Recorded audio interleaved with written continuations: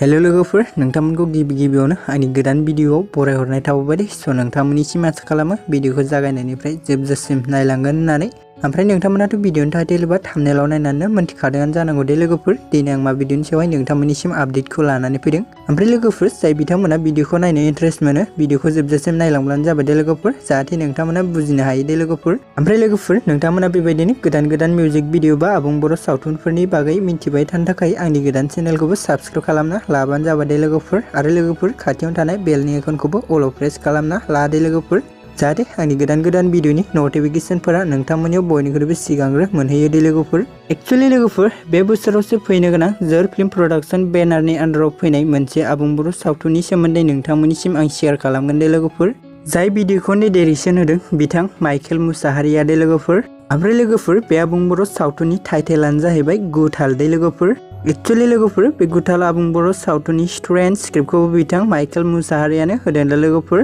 स' लोगोफोर जों बे फैनो गोनां गुटाल आबुं बर' सावथुनाव गाहायै फाव खालामनायखौ नुनो मोनगोन बिग्राइजों लोगोसे बिथां मनालिसा दे लोगोफोर आरो लोगोफोर जों बे गुटाल आबुं बर' सावथुनाव गुबैयै बर'फोरनि गोजाम आरो गोदान आर्टिस्टफोरनि गोबां जों फाव खालामनायखौ नुनो मोनगोन दे लोगोफोर स' लोगोफोर बिथांमोननि मुंफोरानो जादों रेंकुमुनि जेसुस राजाश्री थाक्लाइ आरो लोगोफोर जों गोबां आर्टिस्टफोरनि फाव खालामनायखौ नुनो मोनबावगोन दे लोगोफोर एक्चुअली लोगोफोर बे गुटाल आबुं बर' सावथुननि प्रडिउसाराव दं सोमजोर बसुमतारी दे लोगोफोर बे भिडियोनि डिअपिखौ खालामदों क्लिटन बसुमतारी दे लोगोफोर आरो लोगोफोर पस्टार डिजाइनखौ खालामदों देबजित ब्रह्म दे लोगोफोर स' लोगोफोर जायफोरा बबेबा जायगा बा गामिफोराव देखायनो थाखाय नोंथांमोना दानिफ्रायनो बुकिंबो खालामनो हासिगोन दे लोगोफोर स' लोगोफोर जों गासैबो आसा खालामो बिथांमोननि गोब्राब नाजानायाव जों बे भिडियोखौ थाबैनो नुनो मोनगोन होननानै ओमफ्राय लोगोफोर जायफोरा दानिफ्रायनो बे गुटाल आबुं बर' सावथुनखौ नायनो थाखाय एक्साइटेड जाना दं कमेन्टनि गेजेरजों फोरमायहरबानो जाबाय दे लोगोफोर स' लोगोफोर बिदिब्ला दिनैनि आपडेटआ